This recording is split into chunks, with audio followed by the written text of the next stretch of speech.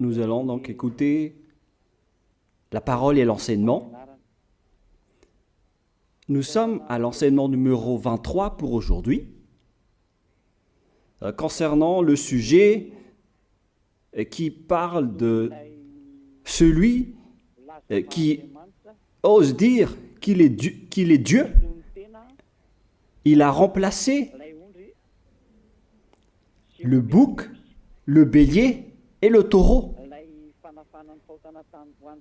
qui étaient destinés pour l'expiation des péchés des enfants d'Israël, selon Lévitique 16.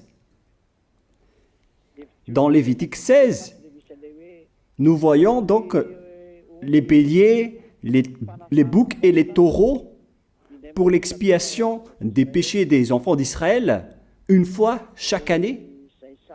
Et c'est ce schéma que nous allons vous enseigner en ce moment.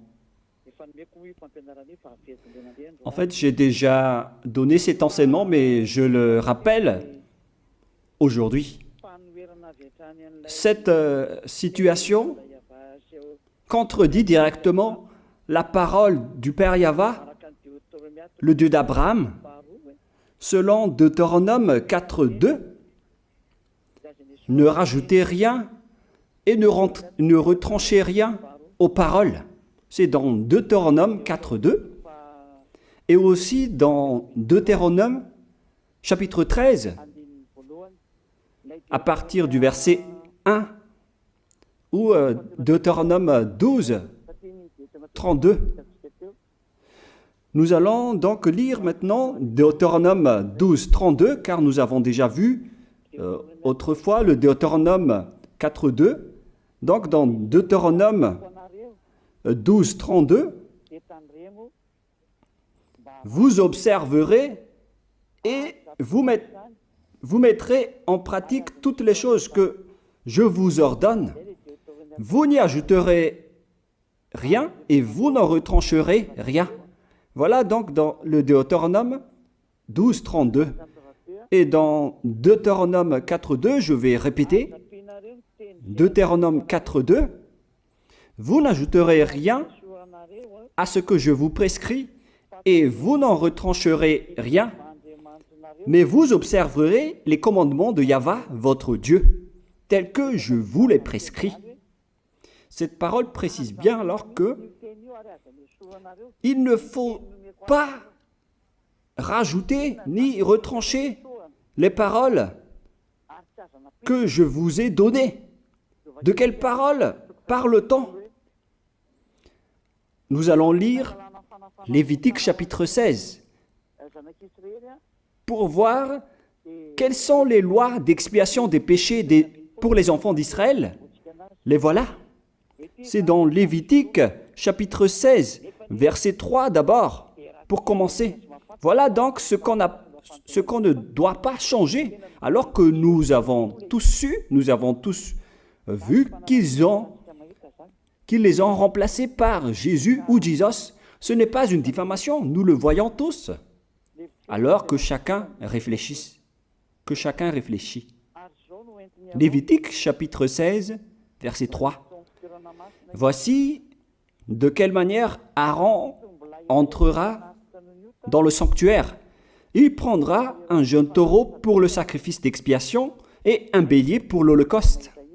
Voilà, nous le voyons tous clairement, cette parole.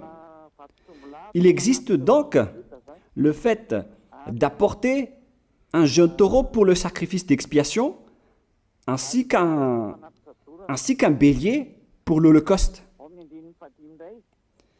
Verset 5. Il recevra de l'assemblée des enfants d'Israël 2 boucs pour le sacrifice d'expiation et un bélier pour l'holocauste. C'est-à-dire, en même temps, il y a un sacrifice de taureau, de bélier et de bouc. Lévitique chapitre 16, toujours, mais dans le verset 34. Ce sera pour vous une loi perpétuelle. Voilà. Il se fera une fois chaque année l'expiation pour les enfants d'Israël à cause de leurs péchés. Nous sommes déjà au verset 34 pour information. Verset 34. Voilà. Ce sera pour vous une loi perpétuelle. Quelle est cette loi perpétuelle? C'est le fait de sacrifier les béliers, les boucs et les taureaux qui vont être tués pour sacrifice, pour l'expiation des péchés des enfants d'Israël. Selon le verset 34, ce sera pour vous une loi perpétuelle. Il se fera une fois chaque année l'expiation pour les enfants d'Israël à cause de leurs péchés. Il y a une partie de votre texte qui est cachée en bas. À cause de leurs péchés. Voilà. Ici, donc, c'est bien clair que l'expiation du péché qui se fait une fois chaque année pour les enfants d'Israël, qu'on ne peut ni ajouter ni retrancher, ce sont les sacrifices des béliers, de taureaux et de boucs. On ne peut pas changer cela. On ne peut pas les remplacer en Jésus ou en Jesus. C'est une loi perpétuelle. Donc, si vous observez les 10 commandements, vous devez apporter des sacrifices de taureaux, de béliers et de boucs si vous voulez être expié de vos péchés. Voilà le schéma. Alors que, en réalité, la situation pour les religieux étranges, on ne voit pas ce qu'il veut en venir, mais ils ont osé intégrer Jésus ou Jesus pour remplacer le bélier, le taureau ou le bouc. Et ce sont eux-mêmes qui le confirment jusqu'à aujourd'hui. Nous voyons tous donc ici que Jésus ou Jesus n'est qu'un imposteur, un hors-la-loi. Et les hors-la-loi sont des envoyés du diable. Le diable, il a commis le péché depuis le commencement. Ce sont des transgresseurs de la loi.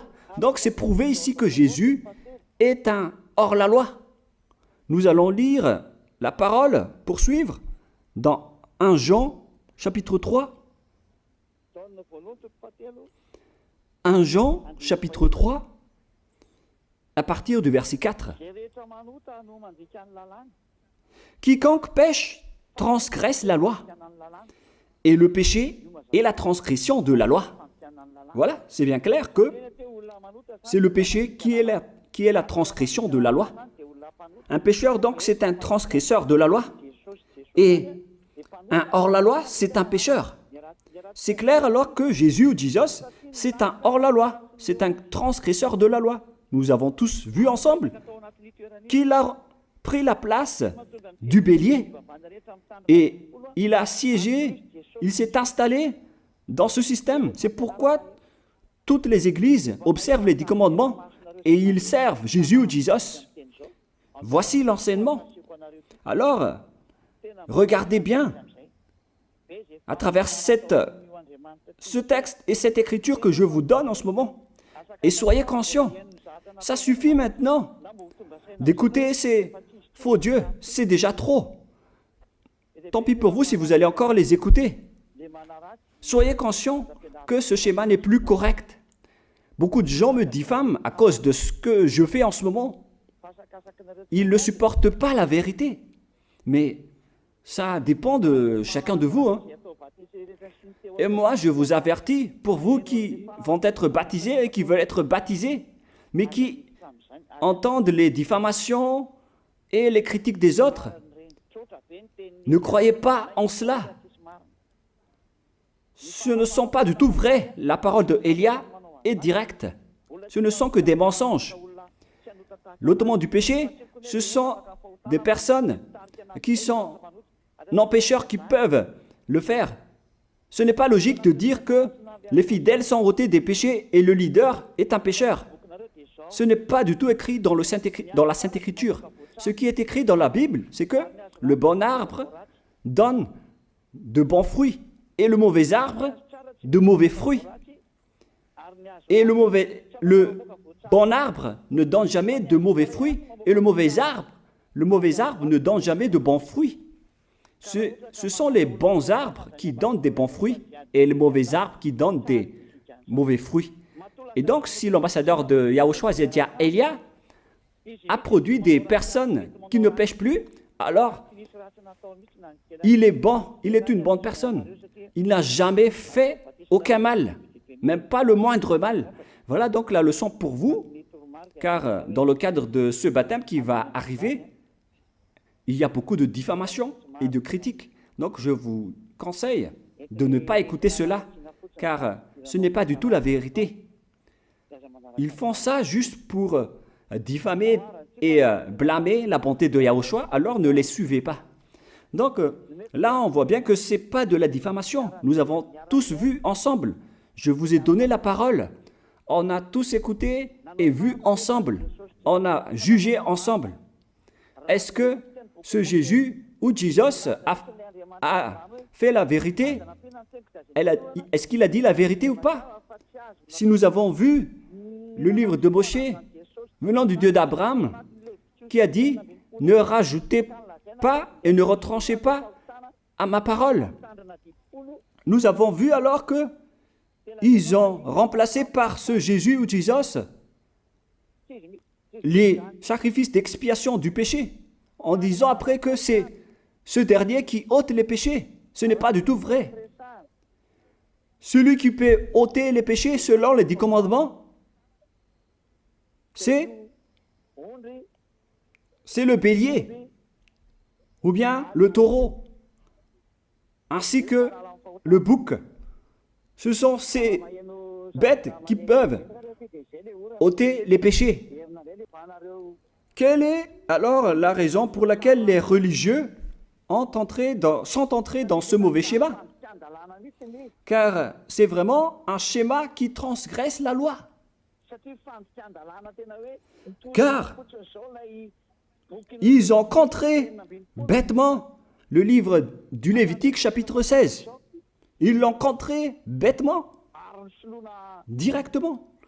Et après, ils ont remplacé par leur faux Dieu. Un faux Dieu car c'est directement un hors-la-loi. Il a contredit le Dieu d'Abraham. Nous voyons la preuve ici qu'il a contredit vraiment le Dieu d'Abraham, qu'on appelle par le nom de Yahava et Yahushua son fils. Car ce Dieu d'Abraham, il a bien dit qu'il ne faut ni ajouter ni retrancher à ses paroles. Il faut les observer car ce sont les commandements de Yahva, ton Dieu. Et ces lois qu'on ne doit pas rajouter ni retrancher veut dire qu'il ne faut pas toucher au Lévitique chapitre 16, car c'est ce livre qui ôte les péchés. Alors que nous voyons tous que personne ne le pratique plus. Si les 10 commandements, si les prêtres et les pasteurs pratiquent bien les 10 commandements, alors ils doivent faire le sacrifice de bélier et de taureau et de bouc pour l'expiation de leurs péchés. Alors que nous voyons tous que personne ne le fait plus. Alors qu'en même temps, ils observent les 10 commandements. C'est donc de la transgression de la loi. Et en plus, ils ont enlevé le Lévitique 16 en le remplaçant par Jésus ou Jesus. C'est-à-dire qu'ils ont contredit la parole du vrai Dieu, le Dieu d'Abraham. Et est-ce que vous allez encore oser contredire cette vérité? Est-ce que vous allez encore dire que vous êtes dans la vérité, que vous êtes dans la justice? Mais qu'est-ce que vous cherchez? Vous cherchez à prier et à servir le Dieu d'Abraham. Si vous voulez servir le Dieu d'Abraham, vous n'allez pas enlever le Lévitique 16, vous allez restaurer le Lévitique 16. Mais est-ce que vous allez encore oser le faire? Est-ce que vous pouvez encore le faire? La réponse, non. Vous ne pouvez plus le faire. Alors que il s'agit de l'expiation de vos péchés. Et dans ce cas-là, c'est obligatoire de le faire. J'ai expliqué l'essentiel jusque-là et après je vais vous donner la raison pour laquelle ils ont fait cette grande folie en intégrant dans le Lévitique 16, à la place du Lévitique 16, leur faux Dieu. C'est vraiment de la transgression de la loi. Vous n'avez pas servi le Dieu d'Abraham. Il n'aurait pas dû faire ça jusqu'à la fin, car il a dit qu'il ne faut pas ajouter ni retrancher à ses paroles, alors que vous avez osé le contredire et les changer. Nous allons donc voir maintenant dans Psaume chapitre 40, quelle est la raison pour laquelle les prêtres et les religieux ont arrêté le Lévitique 16 en le remplaçant par Jésus ou Jesus pour remplacer les boucs, le bélier et les taureaux. Et je vais vous expliquer la raison. Et eux, ils ne peuvent pas le nier car ils l'ont fait. Et si, par exemple, ils ne connaissent pas, alors il ne faut plus faire du n'importe quoi. Il faut que vous soyez enseigné par Élia, si vous voulez encore sauver votre esprit. Mais si vous ne voulez pas, alors tant pis pour vous et assumez les conséquences. Psaume chapitre 40, versets 6 à 8. Psaume 40, versets 6 à 8. Voilà donc le dégât qu'ils ont subi. Tu ne désires ni sacrifice ni offrande. Tu m'as ouvert les oreilles. Là, ils ont bien entendu et écouté que Dieu ne désire plus leur sacrifice et tout ce qui concerne ce sujet. Tu ne demandes ni holocauste, ni victime expiatoire. Ici donc, on est arrivé au stade où on n'a plus besoin des sacrifices. D'après ce schéma, alors, le Lévitique 16 a été supprimé. Et logiquement, puisque c'est une alliance qui a été détruite, alors on ne peut plus y entrer, car on ne peut pas ajouter ni retrancher aux paroles. Et donc, si on ne peut pas y entrer d'après la parole qui dit qu'on ne peut pas rajouter ni retrancher, si le Dieu d'Abraham a interdit le sacerdoce, alors logiquement, vous ne devez plus y entrer. Sinon, vous allez vous autoproclamer en tant que pécheur à jamais, alors que les pécheurs et les malfaiteurs n'iront jamais au ciel des cieux. C'est clair alors que c'est devenu un sens interdit, les 10 commandements et les lois de Moïse d'après ce schéma, car c'est la relation avec le Père Yahva qui a été détruite, qui a été supprimée, car il n'y a plus d'expiation de péché pour vous. Alors vous êtes fous si vous allez encore entrer dans ce schéma. C'est pourquoi on a besoin d'une nouvelle alliance, car l'alliance des 10 commandements et les lois de Moïse ne sont plus correctes. C'est devenu supprimé, car on ne peut plus faire le sacerdoce, mais les religieux ainsi que les faux dieux, ils ne se sont pas... ils ont facilité les choses en intégrant leur faux dieu à la place du bélier, du bouc et du taureau. Et voilà, c'est bien clair. Et d'après eux-mêmes, ils ont dit que l'intégration de Jésus ou de Jesus, c'est d'après ce livre des psaumes. Vous voyez que ici, je n'ai pas dit du n'importe quoi, c'est la vérité que j'ai dit. Je n'ai pas incriminé qui que ce soit. C'est vraiment la réalité et la vérité. Alors, ici, on prouve bien que ça a été supprimé, ce n'est plus autorisé. Et c'est encore confirmé dans Ésaïe 66.3 que celui qui fait des sacrifices, c'est comme celui qui fait de l'idolâtrie. Celui qui immole un bœuf est comme celui qui tuerait un homme. Celui qui sacrifie un agneau est comme celui qui romperait la nuque à un chien. C'est vraiment toute une histoire si vous allez faire cela. Celui qui présente une offrande est comme celui qui répandrait le sang d'un porc. Alors qu'à l'époque des 10 commandements, c'était carrément interdit. Celui qui brûle de l'encens est comme celui qui adorait des idoles. Ici donc, toutes les sortes de sacrifices ont été bloqués. C'est devenu interdit. C'est pourquoi le faux Dieu est entré dans Lévitique chapitre 16. Alors qu'ils n'ont pas du tout vu de leurs yeux qu'on ne peut pas ajouter ni retrancher aux paroles. Ils n'ont jamais vu et connu ces paroles. Il a fallu attendre l'arrivée de Élia pour vous montrer toute la vérité, pour vous montrer toutes les vraies paroles. Alors, il faut suivre Élia. Suivez Élia. Et c'est ce terme qui dit de suivre Élia que les gens ne supportent pas du tout. Mais qu'est-ce que je vais dire d'autre? Je vais vous dire de suivre qui?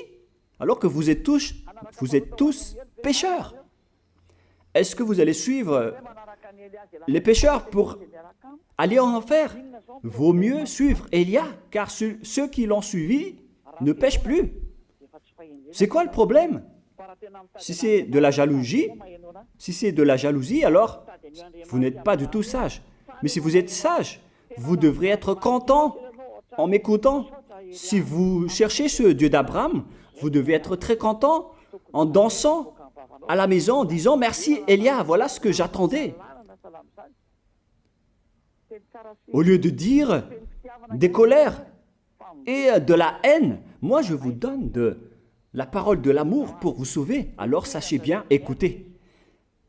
Et après, ils ont continué dans 40, verset 7 maintenant. Alors je dis, voici je viens avec le rouleau du livre écrit pour moi.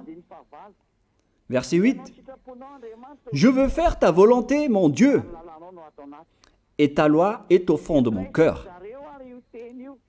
Et eux, ils ont pris cette parole en disant que nous avons vu ce terme de rouleau du livre et directement, ils ont dit que on doit intégrer dans les 10 commandements le Fils du Très-Haut qui s'appelle Yahushua. Ils l'ont intégré dans les 10 commandements. Pour vous qui sont dans le mauvais sens, vous l'appelez Jésus. Vous avez intégré dans les 10 commandements votre Jésus, mais Yahushua n'entrera jamais là-dedans car c'est vraiment interdit, c'est un tabou. Le sens du rouleau du livre que Yahushua a parlé ici, c'est qu'on parle de son histoire dans le Sefer Torah juif. C'est-à-dire que le Sefer Torah juif a parlé de lui. Nous allons lire la parole à ce sujet. En parlant du rouleau du livre, ce n'est pas qu'il est entré dans le Lévitique 16. Non, c'est un tabou, c'est interdit. Mais il a parlé de son histoire. En parlant du rouleau du livre, nous allons lire la parole concernée à ce sujet. Selon Luc, chapitre 24, verset 44. Luc 24, 44. Puis il leur dit, « C'est là ce que je vous disais lorsque j'étais encore avec vous,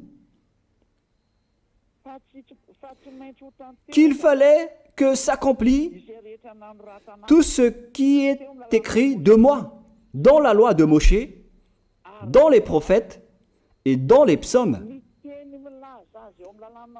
Toutes les paroles qui parlent de lui dans la loi de Moïse, dans les prophètes et dans les psaumes. C'est ça qu'on parle ici. Mais il n'a jamais dit qu'il va remplacer le Lévitique 16. Au contraire, c'est un tabou, c'est un blasphème devant le Père Yahva, qui a déjà dit qu'il ne faut jamais ajouter ni retrancher ses paroles. Donc, les paroles qui parlent de lui, ce sont les paroles de la nouvelle alliance qu'il va instaurer, qu'il va exécuter. La raison pour laquelle il sera crucifié, c'est qu'il va instaurer la nouvelle alliance en versant son sang. Voilà de 1. Maintenant, nous allons lire le livre de Jean 5,46. Jean 5, 46.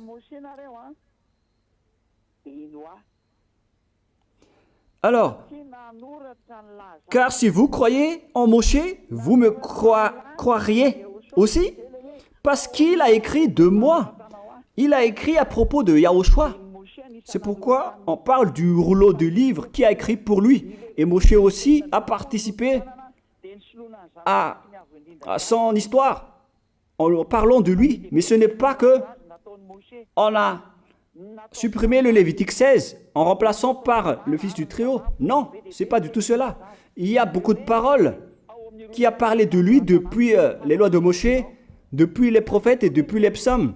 C'est pour ça qu'on parle du rouleau du livre qui a écrit à propos de lui. Mais ce n'est pas que vous allez supprimer le Lévitique 16 en le remplaçant par le Fils du Très-Haut. C'est vraiment une abomination de votre part. Je vous ai donné maintenant l'explication. Il ne faut pas rajouter ni retrancher aux lois de Moshe. C'est une alliance en bonne forme qu'on ne peut pas toucher ni enlever. C'est dans Galates 3,15. Galates 3,15. Une disposition en bonne forme ne doit pas être changée ou transformée. Les lois de Moshe, c'est une alliance en bonne forme qu'on a versé le sang de Zébu en plus. Donc on ne peut ni retrancher ni rajouter. Le pire alors, c'est que vous qui êtes les fidèles de Jésus, vous l'avez intégré dans les lois de Moshe en remplaçant le Lévitique 16. On parle de votre Jésus ou Jesus. Je vous pose la question, est-ce que vous oserez dire que vous n'êtes pas pécheur à ce sujet? Car c'est vraiment de la transgression de la loi de la part de votre faux Dieu. Donc s'il est pécheur, alors logiquement vous êtes aussi pécheur. Et vous-même, vous avez dit que vous êtes pécheur. Voilà ce que vous avez fait. Et vous n'allez jamais être épargné.